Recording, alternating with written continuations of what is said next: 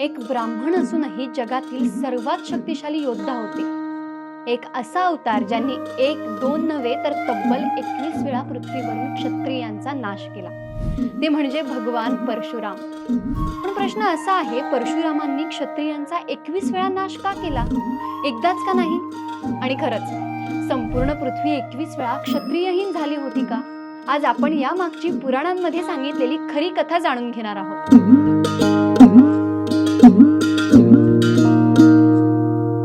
नमस्कार, मी Ankita Shivtare. Soul spiritual मध्ये आपल्या सगळ्यांचं स्वागत आहे. पुराणांनुसार परशुरामांनी 21 वेळा पृथ्वीवरून अन्यायी क्षत्रियांचा नाश केला.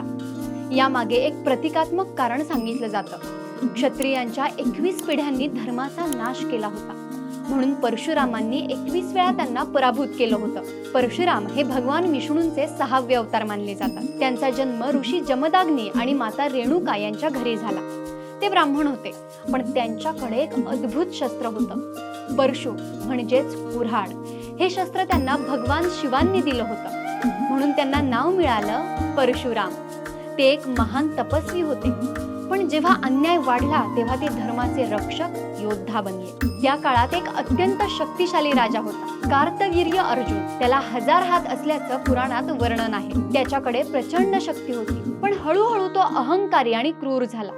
एक दिवस तो आपल्या सैन्यासह ऋषी जमदाग्नींच्या आश्रमात आला.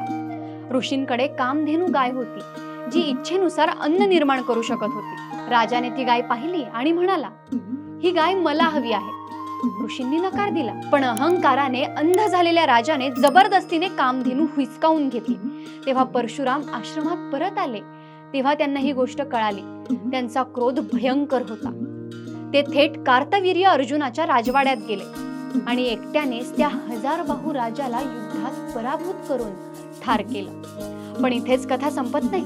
कार्तवीर्य अर्जुनाच्या मृत्यूनंतर त्याचे पुत्र बदला घेण्यासाठी आले.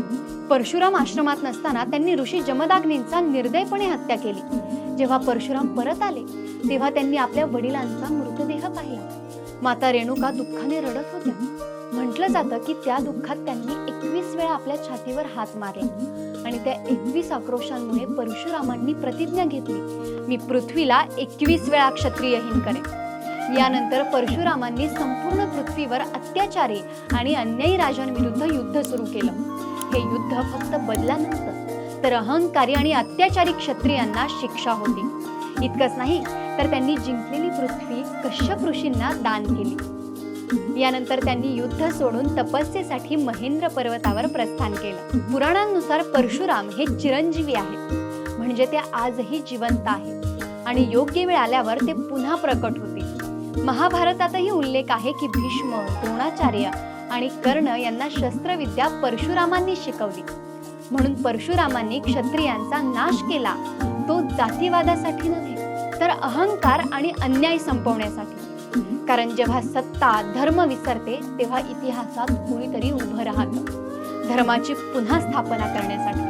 आणि त्यावेळी पृथ्वीवर अवतरले होते भगवान परशुराम. आपल्या संस्कृतीबद्दल अशाच नाविन्यपूर्ण माहितीसाठी आमच्या सोल स्पिरिच्युअल या YouTube चॅनलला सबस्क्राईब करा.